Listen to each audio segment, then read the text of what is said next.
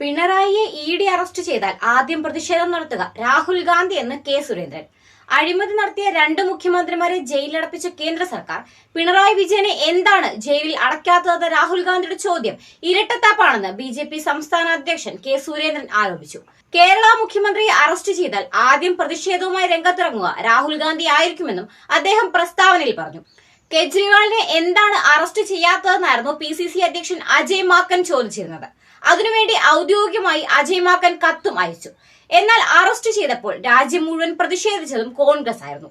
എന്തായാലും പിണറായി വിജയൻ അഴിമതിക്കാരനാണെന്ന് രാഹുൽ ഗാന്ധി സമ്മതിച്ചത് നന്നായെന്നും സുരേന്ദ്രൻ കൂട്ടിച്ചേർത്തു.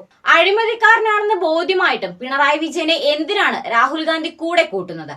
കേരളത്തിൽ നിന്നുള്ള ജനപ്രതിനിധിയായിട്ട് കൂടി മുഖ്യമന്ത്രിയുടെ അഴിമതിക്കെതിരെ എന്താണ് രാഹുൽ ഇതുവരെ ശബ്ദിക്കാതിരുന്നത്? അഴിമതിക്കെതിരെ മിണ്ടാതിരിക്കുന്നത് ന്യായീകരിക്കാനാവാത്ത തെറ്റാണ്. അഴിമതി ആരോപണം നേരിടുന്ന രാഹുൽ ഗാന്ധി അഴിമതിക്കാരുമായി ചേർന്നുണ്ടാക്കിയ സഖ്യമാണ് ഇന്ത്യ മുന്നണി. നിലനിൽപ്പിന് വേണ്ടിയുള്ള ഈ മുന്നണി ഈ തെരഞ്ഞെടുപ്പോടെ നാമാവശേഷമായി മാറും. എല്ലാ അഴിമതിക്കാർക്കും തടവറ ഉറപ്പാണ്. അതാണ് മോദി ഗ്യാരണ്ടി എന്നും കെ സുരേന്ദ്രൻ പറഞ്ഞു.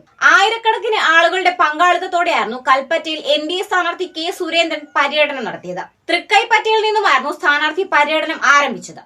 വയനാട്ടിലെ അടിസ്ഥാന പ്രശ്നങ്ങൾക്ക് പരിഹാരം കാണുകയാണ് ഏറ്റവും പ്രധാനപ്പെട്ട തെരഞ്ഞെടുപ്പ് വാഗ്ദാനമെന്ന് അദ്ദേഹം പറഞ്ഞു. തൃക്കൈപ്പറ്റയിൽ നിന്നും മുട്ടിലേക്ക് നടന്ന റോഡ് ഷോയിൽ നൂറുകണക്കിന് ബൈക്കുകളാണ് പങ്കെടുത്തത്. തുടർന്ന് മുട്ടിൽ ടൗണിൽ നടന്ന പൊതുയോഗത്തിൽ BJP സംസ്ഥാന ഉപാധ്യക്ഷനും സംവിധായകനുമായ മേജർ രവി പങ്കെടുത്തു. പള്ളിക്കുന്ന് നിന്ന് കോട്ടത്തറയിലേക്ക് ബൈക്ക് റാലികളുടെ അകമ്പടിയോടെ സ്ഥാനാർത്ഥിയെത്തി.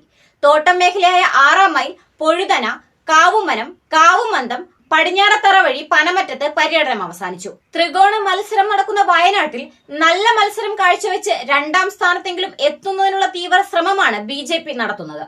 പ്രധാനമന്ത്രി നരേന്ദ്രമോദിയുടെ നേതൃത്വത്തിലുള്ള താരനിര തന്നെയാണ് വയനാട്ടിൽ പ്രചാരണം നടത്തുന്നത്.